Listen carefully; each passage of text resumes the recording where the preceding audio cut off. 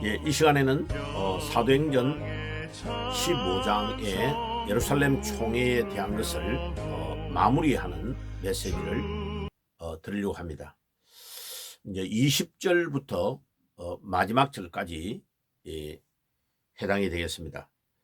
거기에 보면 이제 총회가 예루살렘 총회가 할례 문제 때문에 안디옥 교회의 부탁으로 총회가 열려가지고 사도들과 장로들이 다 모여서 결정을 했는데, 이 결정문을 가져가야 될 대표자, 그러니까 수리아 안디옥 교회의 지도자였던 바나바와 바울은 당연히 가는 것이고, 그 결정된 문서를 가지고 가는 대표자를 따로 뽑았습니다. 바사바라는 유다와 실라를 파송한 겁니다. 나중에 보면 직책이 선지자라고 나옵니다. 그러니까 초대교회는 선지자라는 직책이 있었다는 것을 알 수 있습니다. 그래, 총회의 결정문은 어떻게 되었느냐를 23절에서 29절에 상세하게 기록하고 있습니다. 발신자는 누구로 되어 있냐 하면은 사도와 장로들과 형제들이다. 형제들이라는 용어를 써내, 그죠? 그러니까 같이 복음을 전하는 동고동락하는 사람들을 평신도 지도자들을 형제들이라 이렇게 표현하고 있습니다. 수신자는 안디옥과 수리아와 길리기아에 있는 이방인 형제들에게 보낸다고 되어 있는 겁니다. 그러니까 이 총회가 이방인 복음을 위하여 다른 지역에 있는, 예루살렘이 아닌 시리아에 있는 안디옥과 수리아 지역 길리기아 있는, 그러니까 지금의 터키 영역에 있는, 거기에 있는 이방인들에게 굉장히 정성을 들이면서 이 총회가 결정해서 결정문을 만들어서 보내고 있는 것입니다.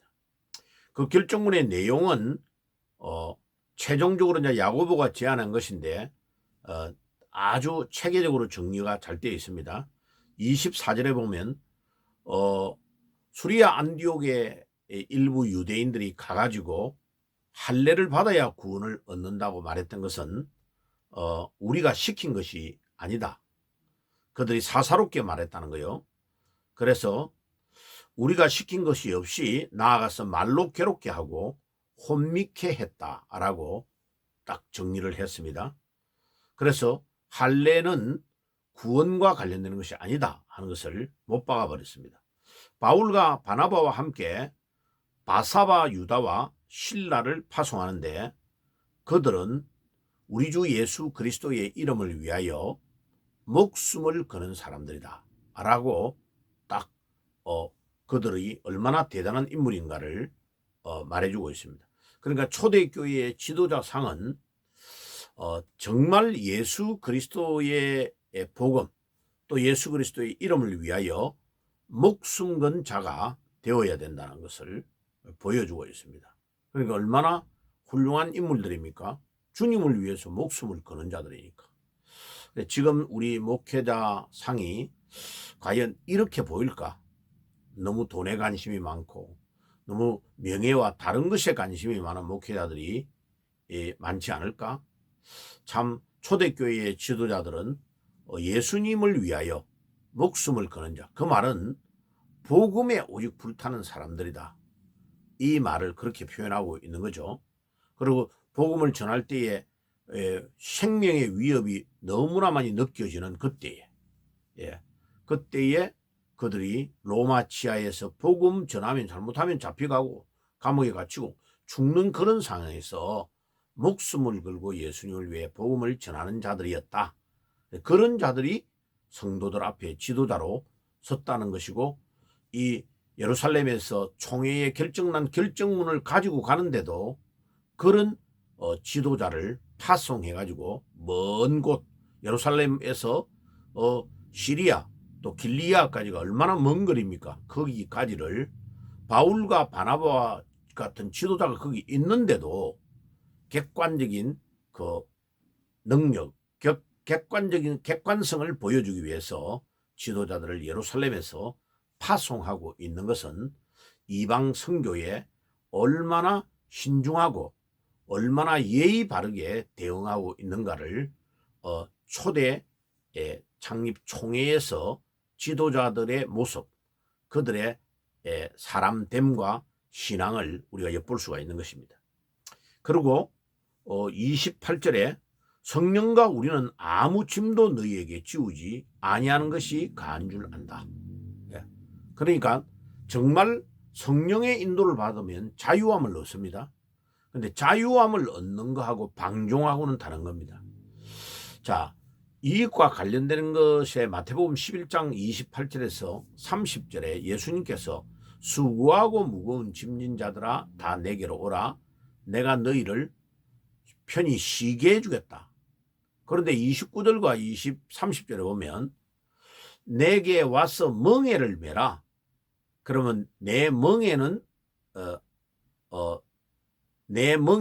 쉽다. 그리고 짐은 가볍다. 이렇게 말씀하시는 거예요. 그러니까 그게 좀 앞뒤가 안 맞고 잘 이해가 안 가죠. 근데 예수님께서 유대인들의 그 풍습에서 하시는 말씀입니다. 유대인들이 그 밭을 갈 때에 쟁기질을 할 때에 엄마 소 2마리를 탁 나무에 어깨에 딱 매게 해가지고 2마리가 동시에 쫙 끌고 가게 하면 되죠. 한 마리가 하면 힘이 붙이니까.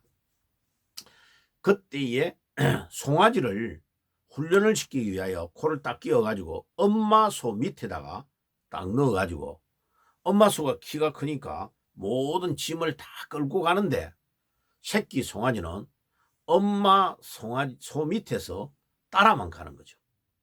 그러니까 우리 예수님이 엄마 소가 돼가지고 우리 위에서 모든 짐을 지고 끌고 갈 테니까 힘들고 그 다음에 뜨거운 햇볕도 엄마 소가 다 받아주고 엄마 소가 힘을 지탱해 나가고 새끼 송아지는 따라만 가면 되는 거다.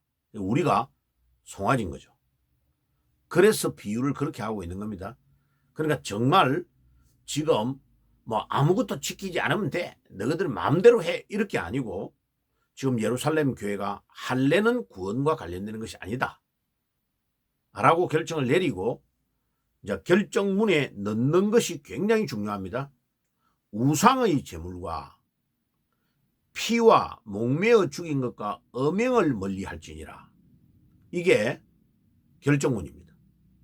이게 유대인들이 매번마다 안식일마다 회당에 모였을 때에 낭송해가지고 일반 성도들이 알도록 해주는 내용인 동시에 그 내용이 요한계시록 21장 8절에 보면 사도 요한이 수십 년 후에 이제 99세에 세상을 떠나는데 밤모섬에서 그가 하나님의 계시를 받아서 마지막 되어질 일에 대한 것을 기록한 것이 요한계시록인데 요한계시록 21장 8절에 지옥 가는 두 번째 불못에 들어가는 그러니까 지옥에 가는 자는 어떤 죄를 범하고 계속 회개하지 않느냐 하면은 바로 그 8가지. 그 8가지 중에 우상 섬기는 것과 음행이 들어가 있습니다. 그리고 이 구절이 구약의 율법을 낭송하는 유대인들이 매번마다 모일 때에 안식일 날 외우고 낭송해서 듣게 하는 거죠. 근데 그거를 예루살렘 총회가 요거는 꼭 지켜야 된다 하는 것에 대한 것으로 못 박아서 총회가 결정을 내려서 편지로 만들어 보낸다. 이거는 그냥 우연의 일치가 아닙니다. 엄청나게 중요한 겁니다. 그런데 여기에서 우리가 꼭 알아야 될 것은 유대인들이 생명보다도 귀중하게 여기는 율법이 2가지, 안식일을 지키는 것과 할례를 행하는 겁니다. 그런데 이 2가지를 모두 다 꼭 해야 되는 거예요. 빼버리고 이 4가지 우상의 제물과 피와 목매어 죽인 것과 음행에 대한 것만 규정을 딱 하고 편지를 보냈다. 이 말은 굉장히 중요한 겁니다. 그러면 안식일을 지키는 문제, 그게 이제 우리가 지금 주일을 지키는 주일 성수로 넘어온단 말이에요. 그러면 주일날 지금도 안 지켜도 되느냐? 아니죠. 지켜야 되는 거죠. 그 다음에 할례를 안 지키면 천국 못 간다, 구원을 못 받는다, 그거는 그렇게 가르치면 안 된다는 거예요. 그런데 주일 성수는 뭐냐? 우리의 생활의 규범에 꼭 지켜야 되는 건데, 그거를 조금 어겼다고 주일날 뭐 예를 들면 막 예배를 안 드리고 어디 막 놀러 갔다, 골프 치러 갔다, 그것 가지고 지옥 간다고 규정할 수는 없는 거지만, 하나님의 자녀면요, 주일 성수는 당연히 해야 되는 거죠. 자녀로서 해야 되는 것이죠. 그러니까 그것을 구분을 잘해야 되는 거. 구원과 관련되는 것과 우리가 하나님의 자녀로서 꼭 지켜야 되는 것과는 차이가 있는 거죠. 그죠? 그걸 잘 이해를 해야 됩니다. 그러면 이제 이 예루살렘 총회의 이 결정문을 가지고 바울로와 바나바와 함께 두 명의 선지자가 바사바라는 유다와 실라가 같이 예루살렘에서 이제 안디옥 교회까지 옵니다. 와가지고 그거를 전달하고 온 교인들을 다 모아가지고 이제 설명을 다 하고, 바울과 바나바도 말하고, 그 다음에 유다와 실라도 다 말한 거죠. 그러니까 온 교회가 31절에 보면 기뻐했다고 했습니다. 자, 이 중요한 예루살렘 교회, 아니 안디옥 교회에 일어났던 이 구원관에 대한 문제를 자체적으로 바나바와 바울이 언론해가지고 결정해가지고 딱 명령을 내린 쪽으로 안 하고, 예루살렘 총회를 열어가지고 번거롭긴 하지만 그들의 지도자들의 모든 의견을 수렴해가지고 결정한 이 결정은 나중에 막 갈라디아서에도 그렇고 여러 성경에서 이 초대교회에 유대인들이 있는 곳마다 할례와 안식일 문제가 등장이 계속됩니다. 그런데 예루살렘 총회에서 첫 번째 결정한 이 결정 때문에 모든 것들을 말할 수 있는 규범이 딱 생겨버리는 거죠. 그래서 이 총회의 결정이 굉장히 중요합니다.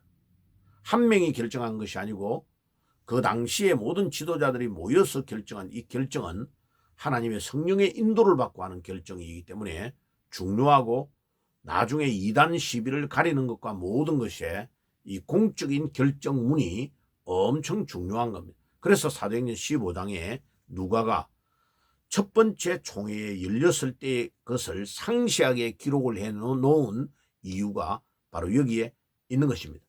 그래가지고 이 결정을 잘함으로 안디옥 교회가 총회를 열어가지고 결정을 해달라고 하여 결정을 함으로 인하여 안디옥 교회는 기쁨을 회복하게 되고 이 문제가 딱 정리가 되어버린 거죠. 그러고요, 놀라운 것은 보너스의 축복을 받습니다. 거기에 대표자로 파송되었던 유다와 실라, 유다는 이제 며칠 있다가 돌아갑니다.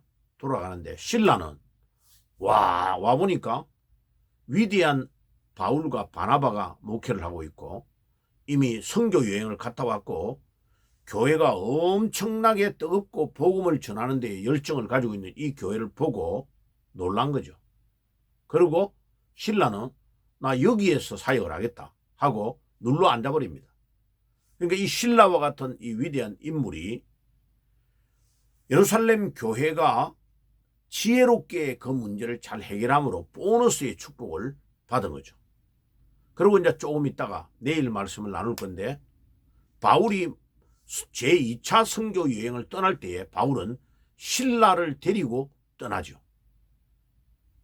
그 다음에 바나바는 마가 조카 생지를 데리고 구브로로 떠나고, 그러니까 이 실라가 이때부터 바울과 함께 다니면서 사역을 계속하고 중요한 일을 바울과 하면서 위대한 복음 전파를 하게 되는 것입니다. 자, 마무리를 하겠습니다. 사랑하는 성도 여러분들, 중요한 일이 있을 때에 어떻게 해결하는가가 엄청 중요합니다. 초대교회에 일어났던 안디옥 교회의 구원관에 대한 문제, 할례를 받아야 구원을 받는다고 한 이 문제를 단순하게 교회 자체에서 해결하지 아니하고 총회를 열어서 예루살렘에 모였던 사도들과 장로들의 모임에서 결정한 이 결정이 많은 초대교회의 지역에 일어나는 교회들에게 영향을 주었고, 또 훌륭한 신라와 같은 지도자를 안디옥 교회가 모시게 되는 계기가 되었다. 그래서 우리가 중요한 일을 할 때에요, 성령의 인도를 잘 받고 결정을 내리며 엄청난 보너스의 축복을 받을 수가 있습니다. 여러분들도 그와 같은 축복을 누리시기를 주 예수의 이름으로 축복합니다. 기도하겠습니다. 하나님 우리 아버지 감사합니다. 이제 사도행전 15장의 예루살렘 총회가 성황리에 끝나고 그 결정문을 가지고 수리아 안디옥 교회에 돌아와서 보고할 때에 온 교회가 기뻐하고 보너스의 축복을 받아서 신라와 같은 위대한 인물이 그 교회에 정착하게 되고 사도 바울과 함께 복음을 전하는 놀라운 일들을 감당하였던 것을 깨닫게 하시니 감사합니다. 우리도 어떤 일을 만날 때에 중요한 결정을 하고 언론할 때에 성령의 인도를 잘 받아서 결정함으로 하나님이 주시는 놀라운 보너스의 축복을 누릴 수 있도록 인도해 주시옵소서. 예수님의 이름으로 기도드리옵나이다. 아멘. 지금은 우리 주 예수 그리스도의 은혜와 하나님 우리 아버지의 사랑하심과 성령님의 교통하심이 오늘 이제 안디옥 교회와 같이 어려운 일을 당할 때에 잘 믿음으로 성령의 인도를 받아서 결정하기를 소원하는 모든 주의 백성들 머리 위에 지금부터 영원까지 항상 함께 계실지어다. 아멘.